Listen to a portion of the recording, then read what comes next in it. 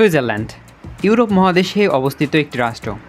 একই সাথে এটি পৃথিবীর অন্যতম ধনী রাষ্ট্র, যেই দেশটিতে জুড়ে রয়েছে আলপাস পর্বতমালা এবং প্রস্তর হ্রদের মতো আশ্চর্যজনক প্রাকৃতিক সম্ভার। সুইজারল্যান্ড দেশটি ইউরোপ মহাদেশে অবস্থিত হলেও এটি ইউরোপীয় ইউনিয়নের সদস্য নয়। কালো টাকা লুকানোর এক মহা তীর্থস্থান মূলত সুইজারল্যান্ড, যার ফলে ট্যাক্স জাস্টিস নেটওয়ার্ক সুইজারল্যান্ডকে বিশ্বের সবচেয়ে দুর্নীতিগ্রস্ত দেশ হিসেবে স্থান দিয়েছে। তবে প্রকৃতি যেখানে আপনাকে প্রতিনিয়ত হাতছানি দিয়ে ডাকে, সেখানে সেসব তো কিছুই নয়। অনেকেই সুইজারল্যান্ডকে পৃথিবীর বুকে এক টুকরো স্বর্গ বলেও আখ্যা দিয়ে থাকে। সুইজারল্যান্ডের ঘড়ি, ট্রেন এবং চকলেটের খ্যাতি রয়েছে বিশ্বজোড়া। রোলেক্স, ওমেগা, ট্যাগ হিউয়েনের মতো বিখ্যাত ঘড়ির কোম্পানির জন্ম মূলত সুইজারল্যান্ডেই। সুইজারল্যান্ডে প্রতি বছর 1 জানুয়ারিতে রাষ্ট্রপতি পরিবর্তিত হয়। আজকের ভিডিওতে আমরা আলোচনা করার চেষ্টা করব অপার্থিব প্রাকৃতিক সৌন্দর্যের এক লীলাভূমি সুইজারল্যান্ড সম্পর্কে। তার আগে বলে রাখি, আপনি যদি এই চ্যানেলে নতুন হয়ে থাকেন তবে প্লিজ সাবস্ক্রাইব করে বেল আইকনে ক্লিক করবেন, আর যদি ইতিমধ্যে সাবস্ক্রাইব করে থাকেন তাহলে অসংখ্য ধন্যবাদ। আমাদের ভিডিওগুলো ফেসবুকে পেতে চাইলে আমাদের ফেসবুক পেজটি লাইক দিয়ে ফলো করে রাখতে পারেন। আমি রহস্য বালক আছি আপনাদের সাথে, তো চলুন ভিডিও শুরু করা যাক।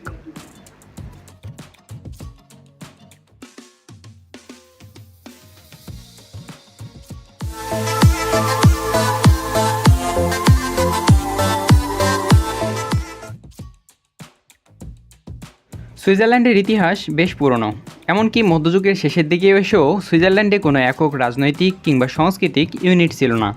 সুইজারল্যান্ডে আবিষ্কৃত প্রথম প্রত্নতাত্ত্বিক নিদর্শনগুলো প্রায় 2.5 লক্ষ বছরের পুরনো। যীশুখ্রিস্টের জন্মের প্রায় 50 বছর পূর্বেও সুইজারল্যান্ডে মানব বসতির প্রমাণ মেলে। শিং এবং হাড়ের উপর খোদাই করা প্রাণীর চিত্রকর্ম থেকে জানা যায় আন্তঃগ্লাশিয়ার যুগে যাযাবর শিকারীরা জুরা এবং মিডল্যান্ডের বরফমুক্ত অঞ্চলের গুহায় বসবাস করত। এছাড়া হাবসবার্গ রাজার শাসন থেকে বাঁচতে 1291 সালে এখানকার 26টি রাষ্ট্র বা ক্যান্টেন একত্র করে গড়ে তোলে কনফেডারেশিয়া হেলভেটিকা। সুইজারল্যান্ডে বর্তমান যে সংবিধানটি প্রচলিত রয়েছে সেটি তৈরি করা হয়েছে 1848 সালে। সংবিধান অনুযায়ী দেশটির নাগরিকরা সরাসরি রাষ্ট্রীয় যে কোনো কাজে অংশগ্রহণ করতে পারে। সুইজারল্যান্ডের সংবিধান এতটাই নিরপেক্ষ যে গণতন্ত্র এবং মৈত্রীতন্ত্রের এক অপূর্ব নিদর্শন যেন এটি। 1874 সালে এই সংবিধানে কিছুটা পরিবর্তন নিয়ে আসা হয়। প্রতিরক্ষা, বাণিজ্য ও আইনি বিষয়ে ফেডারেল সরকারের উপর ও অন্যান্য ক্ষেত্রে ক্যান্টনাল সরকারের উপর দায়ভার ন্যস্ত করা হয়। এরপর থেকে মূলত 20 শতাব্দীর অধিকাংশ সময়ে সুইস ইতিহাসে ধারাবাহিকভাবে রাজনৈতিক, অর্থনৈতিক এবং সামাজিক প্রবৃদ্ধি এসেছে। সুইজারল্যান্ডের অধিকাংশ গ্রামীণ এলাকা হলেও 19 শতকের শেষ ভাগে শহরগুলোতে শিল্প বিপ্লব পূর্ণতা লাভ করে, বিশেষ করে টেক্সটাইল শিল্পে। উদাহরণস্বরূপ বাসেলে রেশমসহ টেক্সটাইল ছিল অন্যতম প্রধান শিল্প। 1815 সালের পর সুইজারল্যান্ডে কোনো প্রকার যুদ্ধ হয়নি। সুইজারল্যান্ডে কোনো নিয়মিত সেনাবাহিনীও নেই। সুইজারল্যান্ডের রাজনীতি মূলত ভারসাম্যমূলক এবং অত্যন্ত স্থির। 1920 সালে সুইজারল্যান্ড জাতিপুঞ্জে যোগদান করেছিল। 1963 সালে সুইজারল্যান্ড ইউরোপীয় কাউন্সিলে যোগদান করে। তবে ইউরোপের দেশ হওয়া সত্ত্বেও সুইজারল্যান্ড ইউরোপীয় ইউনিয়নে যোগদান করেনি। সুইজারল্যান্ড অত্যন্ত নিরপেক্ষ একটা দেশ এবং সুইজারল্যান্ডের রয়েছে নিরপেক্ষতার লম্বা ইতিহাস। সুইজারল্যান্ড মূলত মধ্যপশ্চিম ইউরোপের একটি দেশ। সুইজারল্যান্ডের পশ্চিমে ফ্রান্স এবং পূর্বে অস্ট্রিয়া এবং লিচেনস্টাইন, দক্ষিণে ইতালি এবং উত্তরে জার্মানি সমগ্র সুইজারল্যান্ডকে ঘিরে রেখেছে। অর্থাৎ সুইজারল্যান্ড একটি ল্যান্ডলক কান্ট্রি। দেশটির সাথে নেই অন্য কোনো সাগর মহাসাগরের জলসীমানা। সুইজারল্যান্ডের মোট আয়তন 41,285 বর্গ কিলোমিটার। সুইজারল্যান্ডের জনসংখ্যা প্রায় 87,300 জনের মতো এবং দেশটির জনসংখ্যা ঘনত্ব 1.84 জন। আয়তনের দিক থেকে সুইজারল্যান্ড বিশ্বের 132তম বৃহত্তম রাষ্ট্র। সুইজারল্যান্ডের মোট 26টি ক্যান্টন রয়েছে। ঐতিহাসিক কনফেডারেশনের সময় এর প্রতিটি রাষ্ট্রই ছিল স্বাধীন, যাদের পৃথক সীমানা এবং রাষ্ট্র ব্যবস্থাও ছিল। বর্তমানে এই সবগুলোই সুইজারল্যান্ডের অন্তর্ভুক্ত। অর্থাৎ এই 26টি ক্যান্টনই মূলত সুইজারল্যান্ডের যুক্তরাষ্ট্রীয় শাসন ব্যবস্থার অন্তর্ভুক্ত। সুইজারল্যান্ডের রাজধানী হল বার্ন। যদিও এটি দেশটির সরকারিভাবে স্বীকৃত কোনো রাজধানী নয়, তবুও দেশটির সরকারি এবং প্রশাসনিক মূল কেন্দ্র মূলত এই শহরটি।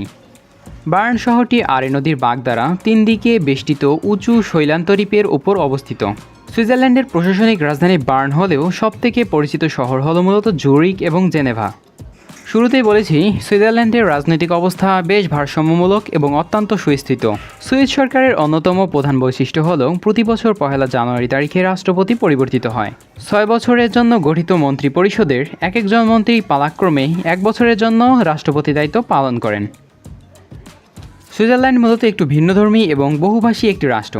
এখানকার রাষ্ট্রভাষা মূলত চারটি: জার্মান, ফার্সি, ইতালীয় এবং রোমানীয়। দেশটির অধিকাংশ মানুষই এই চারটি ভাষায় কথা বলে থাকে এবং বাকিরা স্পেনীয়, পর্তুগিজ এবং তুর্কি ভাষায় কথা বলে থাকে।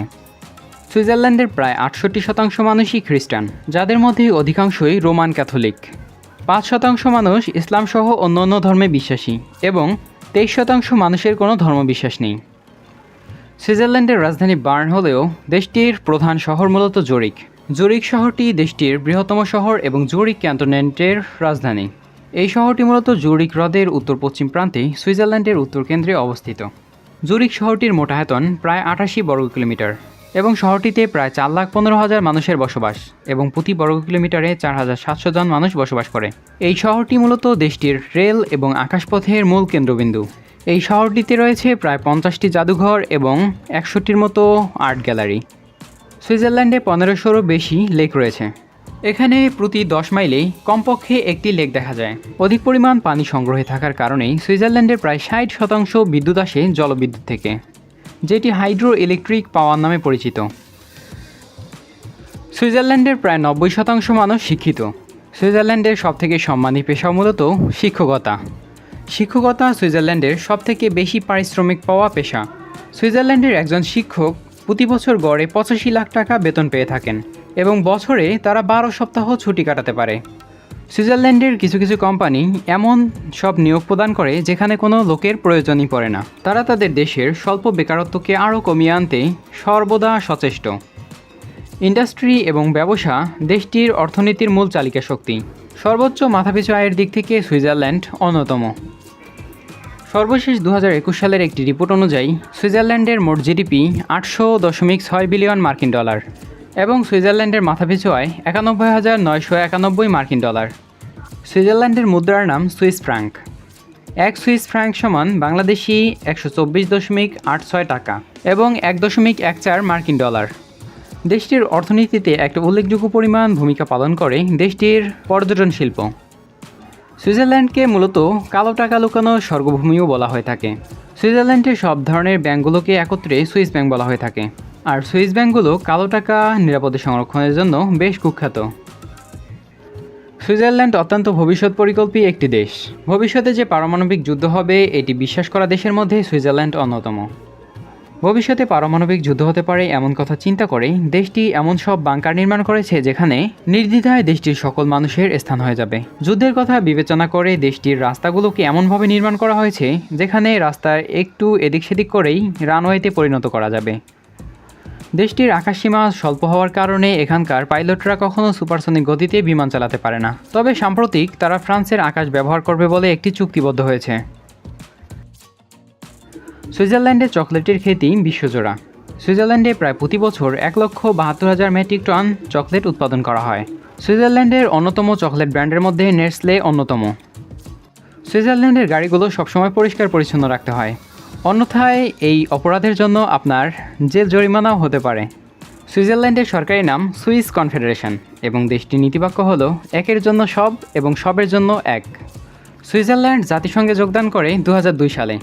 বিখ্যাত মানবসেবা সংঘ রেড ক্রসের জন্ম মূলত সুইজারল্যান্ডেই। এছাড়াও সুইজারল্যান্ডে রয়েছে বিভিন্ন আন্তর্জাতিক সংস্থার সদর দপ্তর। বিশ্ব রাজনীতিতে সুইজারল্যান্ড সবসময় মধ্যপন্থী অবস্থান অবলম্বন করে। সুইজারল্যান্ড অন্যতম একটি শান্তিপ্রিয় দেশ। এ পর্যন্ত তারা অন্য কোনো দেশের সাথে বড় ধরনের কোনো দ্বন্দ্বে জড়ায়নি। এমনকি দ্বিতীয় বিশ্বযুদ্ধের সময় শত্রুপক্ষ কিংবা মিত্রপক্ষ কোনো পক্ষের দ্বারাই আক্রান্ত হয়নি সুইজারল্যান্ড। তবে সে সময় জার্মানি সুইজারল্যান্ড আক্রমণ করার কথা ভাবলেও পরবর্তীতে তারা আক্রমণ করেনি।